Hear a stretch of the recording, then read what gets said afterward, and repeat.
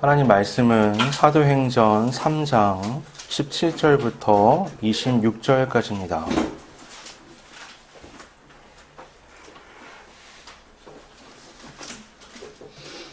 사도행전 3장 17절부터 26절까지입니다.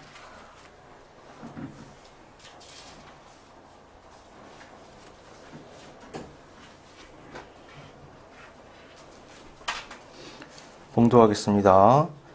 형제들아, 너희가 알지 못하여서 그리하였으며 너희 관리들도 그리한 줄 아노라. 그러나 하나님이 모든 선지자의 입을 통하여 자기의 그리스도께서 고난받으실 일을 미리 알게 하신 것을 이와 같이 이루셨느니라. 그러므로 너희가 회개하고 돌이켜 너희 죄 없이 함을 받으라. 이같이 하면 새롭게 되는 날이 주 앞으로부터 이를 것이요.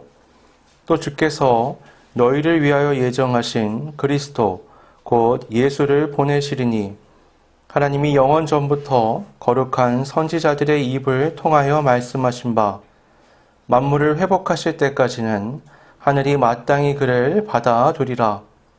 모세가 말하되 주 하나님이 너희를 위하여 너희 형제 가운데서 나 같은 선지자 하나를 세울 것이니 너희가 무엇이든지 그의 모든 말을 들을 것이라. 누구든지 그 선지자의 말을 듣지 아니하는 자는 백성 중에서 멸망받으리라 하였고, 또한 사무엘 때부터 이어 말한 모든 선지자도 이때를 가리켜 말하였느니라. 너희는 선지자들의 자손이요 또 하나님이 너희 조상과 더불어 세우신 언약의 자손이라. 아브라함에게 이르시기를 땅 위의 모든 족속이 너의 씨로 말미암아 복을 받으리라 하셨으니 하나님이 그 종을 세워 복 주시려고 너희에게 먼저 보내사 너희로 하여금 돌이켜 각각 그 악함을 버리게 하셨느니라. 아멘.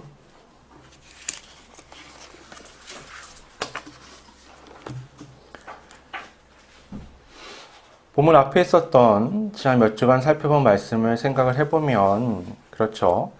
성전을 향하는 아름다운 문이 있는데 그곳에 있던 태어나면서부터 걷지 못하던 사람을 베드로와 요한이 예수 그리스도의 이름으로 낫게 합니다. 이 사람이 나와서 성전 안을 걸어다니고 뛰어다니면서 하나님을 크게 찬양을 했죠. 그 많은 사람들의 이목을 끌었습니다.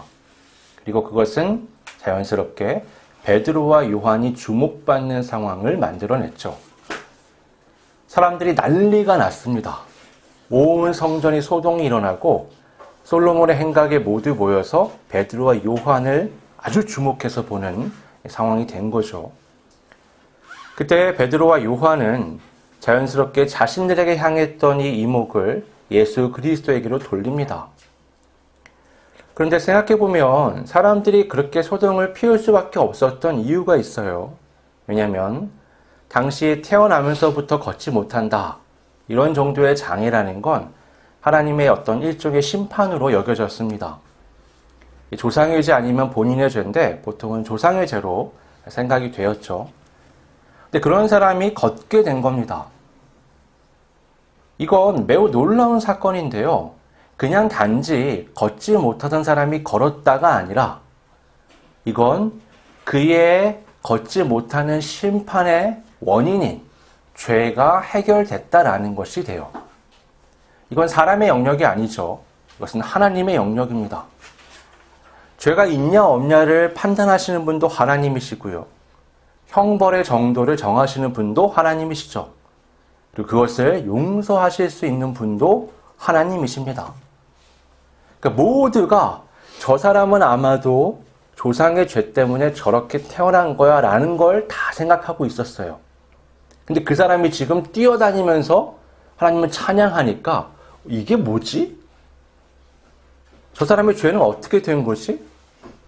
그 죄가 씻김받지 않았다면, 해결되지 않았다면 저 사람은 저렇게 걸어 다닐 수 없는데, 뛰어다닐 수 없는데 이것이 무슨 일인가에 대해서 사람들의 관심이 생기고 그것이 고스란히 베드로와 요한에게 향했던 겁니다.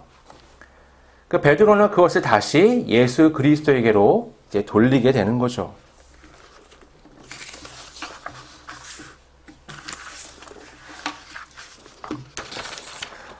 오늘 본문은 여기서부터 이어지는 겁니다. 베드로는 그렇게 모여있는 사람들에게 예수 그리스도에 대해서 설명을 이미 한번 했어요. 너네가 놀라고 있지만 저 사람은 너희가 죽인 예수 그리스도의 이름으로 지금 일어난 거다. 너희가 십자가에 못 박으며 살인자를 풀어줬던 그 예수는 바로 하나님이 세우신 생명의 주야. 그에게는 생명의 능력이 있어. 그러면서 예수님에게 이목을 집중시켰잖아요. 그런 다음에 이 사람들에게 복음의 문을 열어줍니다. 그런데 그건 꼭 너희 책임이라고만 말할 수는 없어 라고 말하는 거죠.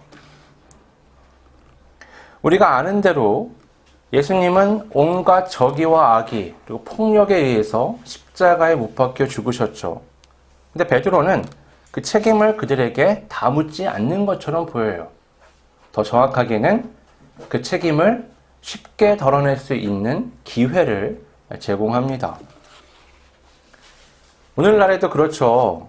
이게 우발적 범죄인지 계획 범죄인지 아니면 그냥 우연한 사고인지를 따져보죠. 거기에 따라서 형량이 아주 차이가 많이 납니다. 예수님의 십자가 사건에도 그렇다는 거예요.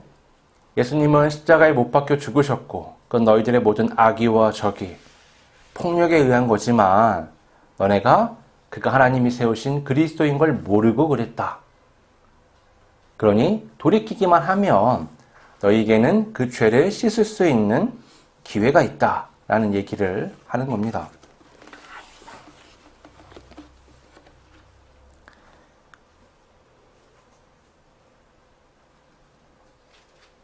베드로는 이 십자가 사건에 대해서 사람들이 보는 그 표면적인 것들에 대한 일반적 시각 너머에 깊은 이해를 갖고 있었는데요. 18절에 보면 이렇게 말합니다. 하나님이 모든 선지자의 입을 통하여 자기의 그리스도께서 고난받으실 일을 미리 알게 하신 것을 이와 같이 이루셨느니라. 분명히 저 사람들이 예수님을 십자가에 못 박아 죽였거든요. 그 모든 과정을 베드로가 함께 했습니다. 다 알고 있어요. 하지만 베드로는 뭐라고 말하냐면 하지만 그건 하나님께서 미리 계획하셨던 것을 이루는 과정이기도 했어 라고 말하는 겁니다. 하나님은 그 모든 악의와 폭력으로 이루어진 십자가 사건을 통해서 인류의 죄를 씻어내시는 대속죄의 역사를 이루셨습니다. 참 역설적이죠.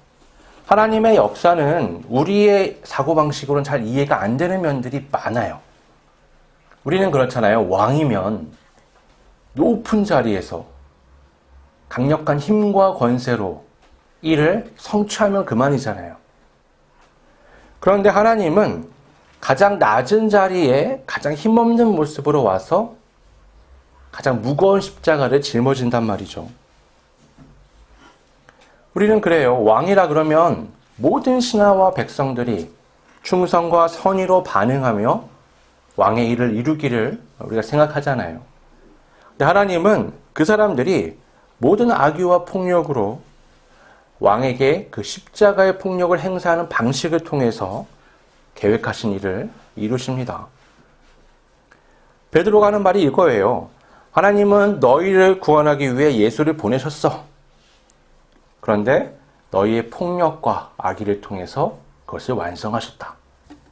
너희를 위해 보낸 예수를 너희 손으로 죽이는 과정을 통해서 너희의 구원을 완성하셨어. 여기서 중요한 건요. 베드로가 그들의 잘못에 초점을 맞추지 않는다는 거예요. 베드로는 어디에 초점을 맞추냐면 그 사람들의 구원에 초점을 맞춥니다. 이런 모습은 요셉을 떠오르게 해요. 요셉이 총리가 된 후에 형제들을 만나잖아요.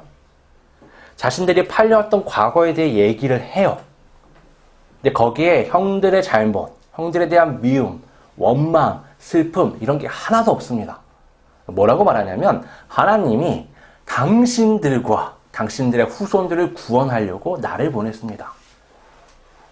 왜 이렇게 말할 수 있잖아요. 우리 가족 구하려고 나를 대표로 보내셨어요. 이렇게 얘기해도 돼요. 근데 그게 아니라 당신과 당신의 후손들을 구원하기 위해 나를 먼저 보내셨습니다. 자신은 하나도 없어요. 하나님하고 그들의 구원만 있는 거죠. 요셉은 자신의 지난 역사를 보면서 그 너머에 있는 하나님의 계획하심과 인도하심을 볼 수 있는 눈이 있었어요. 참 특별하죠. 그러니까 그 형들을 마주했을 때 인간적인 분노와 슬픔 같은 게 있는데 참은 게 아니라 그게 없는 거예요. 하나님을 보면서 다른 마음가짐으로 이 삶을 돌아보고 정리가 끝난 겁니다. 그래서 기쁘게 하나님의 구원에 대해 사실 원수 같은 존재인데 형들에게 얘기할 수 있는 거죠. 당신들의 구원, 당신들의 자식들의 구원을 위해서 내가 왔습니다. 마찬가지로 베드로 역시 그들의 잘못이 아닌 그들의 구원에 초점을 맞춰서 지금 말을 하죠. 26절에 이렇게 말합니다. 하나님이 그 종을 세워 복 주시려고 너희에게 먼저 보내사 너희로 하여금 돌이켜 각각 그 악함을 버리게 하셨느니라. 여기에 빠진 내용들이 있죠. 너네가 십자가에 못 박아 죽였잖아. 너네가 그렇게 살인자를 풀어줬잖아. 너네가 그렇게 악함과 폭력을 행사했잖아. 이런 게 하나도 없어요. 먼저 보내셨어. 뭘 위해서? 너희들의 구원을 위해서. 아주 희망찬 얘기들을 이들에게 지금 하고 있는 겁니다. 베드로 역시 요셉처럼 그 사건의 너머에 있는 하나님의 구원 역사를 볼 수 있는 눈을 갖고 있는 거죠. 이런 시각, 하나님의 인도하심의 그 시각을 갖고 있는 사람들이 예전부터 있었습니다. 그들을 가리켜 우린 선지자들이라고 말하죠. 그들이 하는 말들을 예언이라고 또 하나님의 말씀이라고 우리가 생각을 합니다. 베드로는 모든 선지자들이 바로 이 예수 그리스도에 대해서 말하고 있다라고 얘기해요. 그러면서 아주 굵직굵직한 이름 3명을 여기서 언급합니다. 바로 모세, 사무엘, 아브라함이죠. 22절, 23절에서는 모세를 언급하는데요.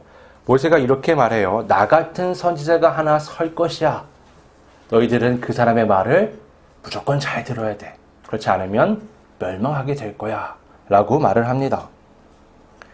여러분, 모세가 말하는 나 같은 선지자라는 게 무슨 의미일까요? 다른 선지자와는 다른 점이 있겠죠. 모세만이 갖는 특별한 역할 또는 지위가 있는 겁니다.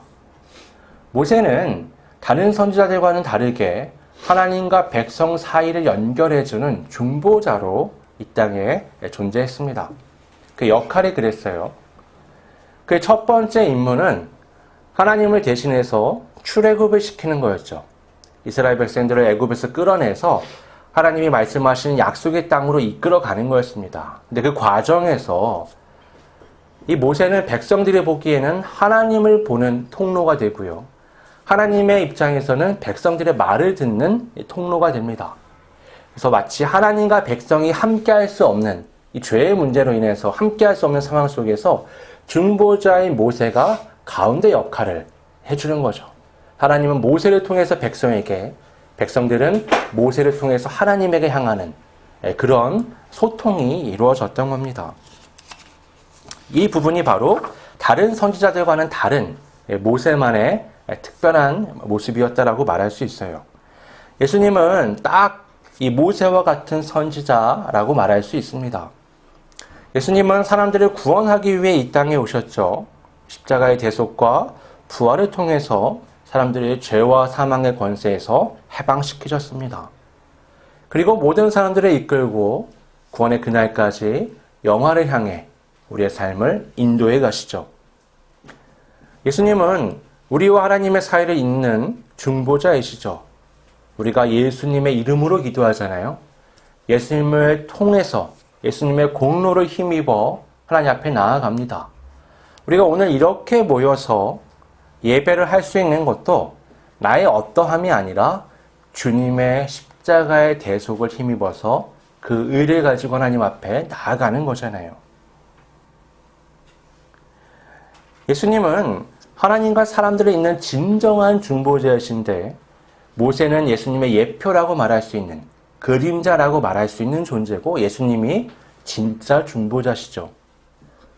모세는 겨우 한 민족, 한 세대의 백성과 하나님을 연결해 줬다면 예수님은 모든 인류, 모든 역사, 모든 사람을 하나님과 연결시켜주는 진정한 중보자가 되십니다. 모세는 바로 이 예수님의 오심을 예견했던 거죠. 다음 등장하는 선지자는 사무엘이에요. 사무엘은 어떤 사람이냐? 그는 이스라엘의 처음 왕을 세웠던, 사울과 다윗을 기름 부었던 바로 그 선지자죠. 그가 등장하기 이전까지 이스라엘은 왕이 없었어요. 이스라엘은 왕을 굉장히 갈망했거든요. 사실 왕이 없는 건 아니었어요. 하나님이 그들의 왕이셨는데 통치 방식이 세상과는 많이 다르죠. 평상시에 이스라엘은 어땠냐면 그냥 흩어져 살아요. 지파별로 나눠져 삽니다. 하나님이 그들을 통치하는 방식은 그들에게 율법을 주시고 그 말씀을 외우게 하시고 말씀을 새기게 하시고 말씀을 지키게 하시는 거예요. 세상은 어떤 방식이었냐면 중앙집권적이죠. 가운데 큰 성을 지어놓고 거기에 병력을 배치하고 거기에 권력을 집어넣고 그걸로 장악하는 형태로 통치하는 그런 것들을 통해서 국가가 힘을 발휘했습니다. 이스라엘 백성들이 보기에는 이렇게 탐스럽게 보이는 거예요. 야, 저런 게 있어야 우리도 설 수 있을 것 같은데 우린 뭐 구심점도 없고 이게 뭐야? 라는 생각이 드는 거죠. 사무엘이 왔을 때 사무엘에게 백성들이 끊임없이 요구합니다. 우리에게 왕을 달라. 왕을 달라. 사무엘은요, 그들에게 왕이 생기게 되면 어떤 폐해가 있는지 계속 설명을 해요. 야, 너네 왕이 있으면 좋을 것 같지? 아니야. 니네가 생각하는 그 권력, 그 힘이 너희를 향할 것이고 너희들의 자식들은 그 사람의 노예가 될 거고 재산을 빼앗길 거고 이러한 어려운 점들이 있을 거야 라는 얘기를 끝도 없이 합니다. 하지만 끝까지 왕을 요구하죠. 그들에게 왕을 준 다음에 사무엘을 시작으로 모든 선지자들이 이 왕조를 지나가면서 하나같이 하는 예언이 있었어요. 그건 진정한 왕이 오실 거라는 겁니다. 너네는 가짜 왕을 원하는 거야. 너네는 인간 왕을 원하는 거야. 너네는 너네가 세운 왕을 원하지. 하지만 하나님이 왕이시고 하나님이 세우시는 진정한 왕이 오실 거야. 그때가 이를 거야. 라는 얘기를 계속해왔어요. 바로 이 예언을 얘기하기 위해서 사무엘의 이름이 지금 언급되는 겁니다. 마지막으로 베드로가 언급하는 선지자는 아브라함이에요. 우리가 아브라함 그러면 선지자 뭔가 익숙하지 않잖아요. 우리가 아는 건 뭐죠? 믿음의 조상 아브라함. 근데 성경에서도요, 아브라함을 선지자로 언급한 적이 한 번 있어요. 그러니까 성경에서는 아브라함을 선지자의 반열에 놓고 생각하는 면이 있습니다. 왜냐하면 아브라함을 통해서 그 후손, 너의 씨라고 말하는 예수 그리스도에 대한 예언이 주어졌기 때문에 그렇고 그것이 전해졌잖아요. 아브라함에게는 두 가지 중요한 약속이 있었는데요. 하나는 땅을 얻을 것이다. 또 하나는 후손들을 얻을 것이다 라는 거예요. 이 약속의 중요성은 뭐냐면 바로 그 땅에서, 바로 그 후손을 통해서 그리스도가 이 땅에 오시기 때문입니다. 그리고 하나님께서 약속하신 것처럼 그 씨를 통해서 모든 민족이 복을 받게 될 것이야 라는 게 성취돼요. 아브라함 하면 어떠세요? 75세에 고향을 떠나서 하나님이 가리키시는 땅을 향해 나아가죠. 그에게 주어졌던 이 두 가지 약속, 땅과 후손에 대한 약속은 바로 주어지지가 않습니다. 아주 긴 여정을 통해서, 심지어 땅은 주어지지도 않아요. 자식도 어때요? 100세에 얻어놓고 그걸 바치라고 하는 그런 혹독한 시험을 통과해야 합니다. 그 모든 과정을 어쨌든 통과하게 되고 하나님이 약속하신 것처럼 그 땅에서 그 후손을 통해 인류 구원의 놀라운 역사가 실현이 되죠. 모세, 사무엘, 아브라함을 통한 이 선지자들의 공통된 예언의 특징이 뭐냐? 그가 오신다는 겁니다. 그가 올 거야. 그는 모세 같은 선지자야. 그는 진정한 왕이야. 그는 세상 모든 사람에게 복을 주는 아브라함의 후손이야. 그는 이미 예언되었고 그가 오실 거라는 걸 모두가 말하고 있는 거예요. 베드로가 지금 이 말을 하는 이유는 뭐냐? 그가 오셨다는 거예요. 그분이 오셨어. 너네가 몰랐지. 십자가에 못 박아 죽였지만 너네가 몰랐기 때문이야. 그분이 바로 우리가 그토록 기다리던 예언의 주인공, 바로 하나님이 세우신 그리스도야 라고 말하는 겁니다. 베드로는 19절에 이렇게 말합니다. 그러므로 너희가 회개하고 돌이켜 너희 죄 없이 함을 받으라. 이같이 하면 새롭게 되는 날이 주 앞으로부터 이를 것이요. 누구든지 예수 그리스도에 대한 소식을 들었을 때 회개하고 돌이키면 죄사함을 받고 새롭게 되는 날을 맞이하리라 라는 게 베드로의 메시지예요. 여러분, 여기서 새롭게 되는 날이라는 건 마지막 날을 의미합니다. 종말의 날. 구약과 유대인들을 관통하는 사상이 분명히 있고 우리가 천국에 대한 것들을 생각할 때 갖게 되는 생각이 분명히 있는데, 그건 마지막 날이 되면 새 하늘과 새 땅이 열린다는 거예요. 또 다른 이미지는 뭐냐면 하늘과 땅이 하나가 된다는 겁니다. 이것들이 다 말하는 건 뭐냐면 지금 세상이 아닌 새로운 세상이 열린다는 거예요. 그것이 우리가 바라볼 수 있는 마지막 날의 모습입니다. 근데 이건 물리적인 형태의 새 세상이기도 하지만 꼭 그걸 의미하는 건 아닙니다. 우리가 보통 천국을 하늘나라라고 말하잖아요. 여러분, 하늘에 하늘나라가 있나요? 하늘에 올라가 봤죠? 대기를 뚫고 올라갔더니 우주가 있죠. 네. 그리고 이쪽 하늘과 저쪽 지구 반대편 하늘은 또 완전 다릅니다. 그러니까 하늘이란 개념은 물리적 공간의 개념이 아니라 어떤 이미지의 개념이에요. 하늘의 반대가 땅이잖아요. 이 세상이 죄로 물들었고 희망이 보이지 않아요. 그걸 땅으로 여기는 거예요. 하늘은 뭐냐? 땅이 닿지 못하지만 눈에 보이고 인지할 수 있고 바라볼 수 있는 저것을 하나님의 영역으로 두는 거죠. 마지막 날은 뭐냐? 이 둘이 하나가 되는 거예요. 그래서 하늘의 영역에는 뭐가 있느냐? 거기에는 이 땅을 새롭게 할 것들이 있죠. 마치 그런 거랑 같아요. 연극을 보는데 우리가 보는 건 무대뿐이잖아요. 근데 무대 너머의 양쪽에 뭔가 기구들이 많이 있습니다. 이게 다 뭐예요? 마지막 장면이 나오면 이게 막 튀어나오는 거예요. 그래서 무대를 꾸미게 되는 거죠. 하늘나라라는 건, 하나님의 세계라는 건 그런 겁니다. 이 세계를 완전히 새롭게 회복할 하나님의 장치들이 그 안에 있는 거예요. 그날이 이르면 하늘과 땅이 하나가 되며 하나님이 계획하신 재창조의 역사가 이 땅 가운데 일어나게 되는 겁니다. 그런 특별한 공간으로 하늘이 인식이 돼요. 그 마지막 날에 이 새 하늘과 새 땅이 열리고 하늘과 땅이 하나가 된다. 그런 개념은 유대인이라면 기본적으로 가지고 있는 거였습니다. 베드로는 바로 이 선지자들의 예언의 주인공인 예수 그리스도를 통해서 그 일이 성취될 것이다 라고 말하는 거예요. 그리고 또 덧붙여서 그분이 이미 왔다라고 말하는 겁니다. 여러분, 군대에 가면 행군이라는 걸 해요. 저는 해군이어서 행군을 해본 적이 없습니다만 들어본 이게 많잖아요. 친구들이 군대 갔다 와서 행군하는데 엄청 힘들었어. 막 군장을 메고요. 한참을 걷는데요. 며칠을 걸어요. 그러면요, 사람이 한계에 부딪힙니다.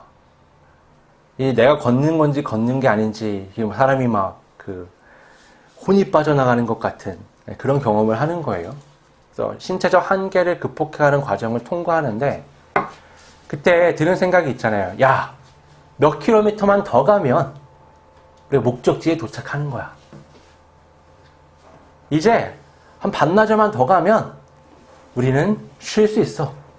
짐을 내려놓을 수 있어. 물을 마실 수 있어. 음식을 먹을 수 있고 잠을 잘 수 있어. 이런 생각들을 확 하면서 희망차서 가는 거죠. 근데 날이 너무 더운 거예요. 너무 힘든 거죠. 목적지가 그리 멀지 않다는 걸 알지만 그 가는 과정은 너무 힘든 겁니다. 근데 목적지에 있는 사령관이 이렇게 보니까 너무 힘들 것 같은 거예요. 그래서 부대에 있는 차량들을 다 불러 모은 다음에 거기에 물이랑 빵을 채워가지고 병사들이 있는 곳에 향해서 가는 거죠. 역으로. 병사들 입장에서는 어때요? 너무 힘든데 그래도 희망은 있어요. 근데 아직 한참 더 가야 돼. 근데 갑자기 저쪽에서 차량이 오는 겁니다. 여러 대가. 사령관이 내려요. 그리고는 물과 빵을 막 나눠주죠. 여러분 기분이 어떻겠어요? 너무 좋죠. 이게 목적지에 가야지만 먹을 수 있는 거라니까요. 목적지에 가야지만 마실 수 있는 거예요. 근데 아직 가지 않았는데 여기서 이미 그것을 맛보게 된 거죠. 잠깐 쉬면서 그 빵을 먹고 그 음료를 마시면서 기운을 차리는 거예요. 그리고 다시 또 다른 희망을 가는 거죠. 그래, 목적지의 맛이 이런 맛이야. 다시 목적지를 향해서 가야지. 여러분, 예수님의 오심이 이런 느낌이에요. 그날이 이르면 재창조의 역사가 일어납니다. 새하늘과 새 땅이 열리죠. 우리를 비롯한 온 우주 모든 피조물이 고대하는 진정한 안식이 거기에 있습니다. 진정한 쉼이 있죠. 그런데 예수께서 이 땅에 오신 거예요. 그분을 통해 그 일이 일어나는데 그 사령관께서 먼저 오셨어요. 그리고는 우리의 모든 죄를 짊어지고 십자가에 죽으시고 부활하심으로 우리 앞에 자신을 드러내셨죠. 예수님을 믿는 사람들은요, 아직 그날이 이르지 않았지만 그날의 맛을 이미 알아요. 예수 그리스도를 통해서 부활이 어떤 것인지, 하나님의 은혜가 무엇인지, 사랑이 어떤 건지, 그 안에 누리는 평안이 무엇인지, 기쁨이 어떤 건지 알고 있습니다. 우리의 모든 신앙 행위들이 이것을 맛보는 거예요. 우리가 드리는 이 예배, 우리가 듣는 말씀, 우리가 하나님께 드리는 기도 가운데 갖게 되는 마음의 감동, 찬양, 모든 성례, 과정을 통해서 우리는 하나님의 나라를 맛보게 되는 겁니다. 여러분, 여기엔 제약이 없어요. 누군 되고 누군 안 되고 어떤 때는 되고 어떤 때는 안 되고 이런 게 없어요. 여러분, 지금 베드로의 말씀의 대상이 되는 예수님을 십자가에 못 박아 죽인 사람들과 그들의 지도자들까지도 이것을 맛볼 수 있는 대상이 되는 겁니다. 이게 얼마나 놀라운 거예요. 하나님은요, 우리를 잘 아세요. 우리의 삶도 잘 아십니다. 우리가 얼마나 희망을 발견하기 어려운 삶을 살고 있는지, 얼마나 고된지, 얼마나 아픈지, 얼마나 힘든지 다 아세요. 하나님이 우리에게 주실 수 있는 것 중에 최고는 뭐냐? 바로 예수 그리스도를 보내시는 겁니다.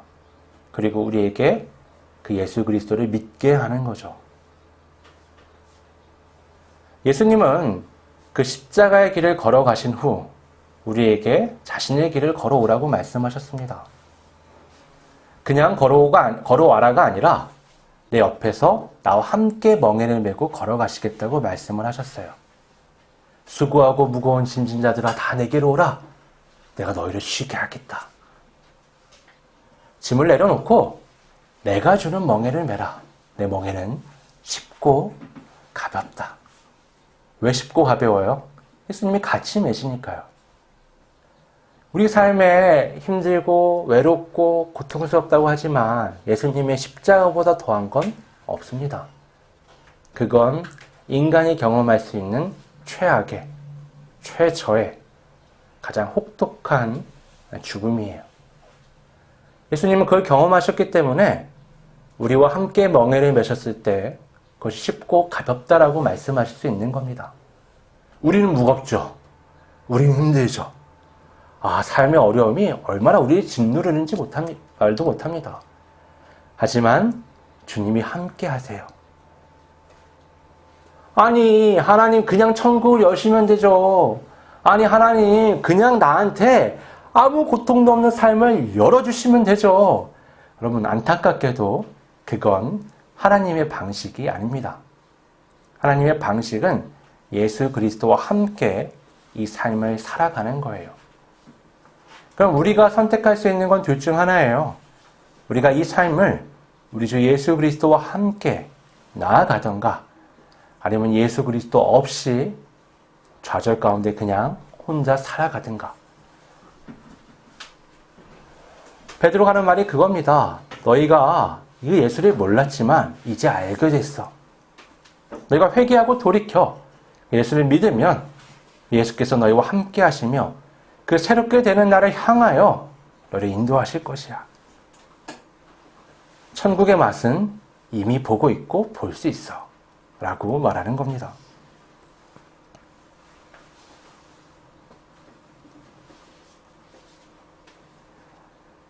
삶은 죄의 흔적으로 인한 고통과 괴로움, 슬픔이 있습니다.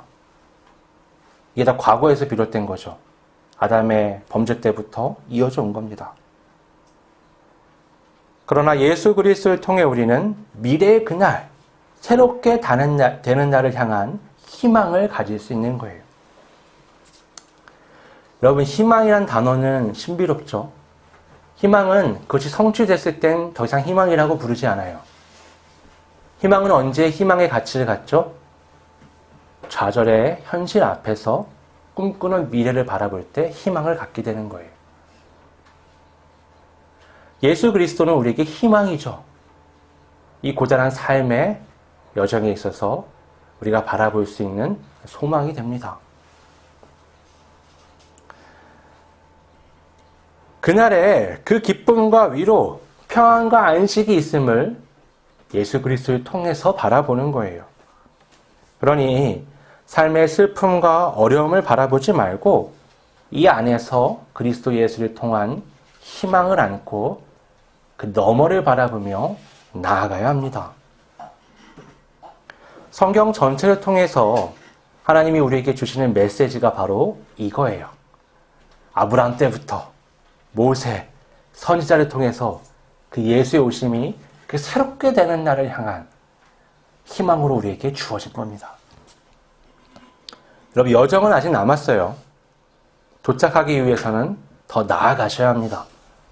그러나 예수가 이미 나에게 오셨죠. 예수가 나와 함께 이 길을 걸어가십니다. 이보다 더 큰 위로와 희망이 어디 있습니까? 그 새롭게 되는 날을 향해서 그리스도 예수와 함께 그 희망 가운데 나아가는 우리 모두가 되기를 바랍니다. 기도하겠습니다. 아버지 하나님, 하나님 우리에게 예수님을 주셨습니다. 우리의 삶은 여전히 아픈 부분들이 있고 어려움들이 있고 고통이 있고 슬픔이 있습니다. 그 모든 것이 죄로 인한 것임을 알고 그 앞에서 우리는 절망할 수밖에 없습니다. 그러나 우리에게 주신 그 예수 그리스도를 통해 우리는 희망을 갖게 되었습니다. 이 희망을 안고 오늘의 삶을 살아갑니다. 아버지 하나님, 세상을 보고 나를 보고 상황을 보고 넘어지는 게 아니라 우리 주 예수 그리스도를 보고 하나님이 계획하신 그 놀라운 새롭게 되는 날을 향하여 믿음으로 걸어갈 수 있는 우리 모두가 될 수 있도록 성령님 인도하여 주시옵소서. 그리하여 많은 믿음의 선진들이 그러했던 것처럼 어떤 상황과 현실 앞에서도 그 너머의 하나님의 은혜를 보며 찬양할 수 있는 진정한 믿음의 삶을 살 수 있도록 우리를 인도하여 주시옵소서. 거룩하신 예수님의 이름으로 기도드립니다. 아멘.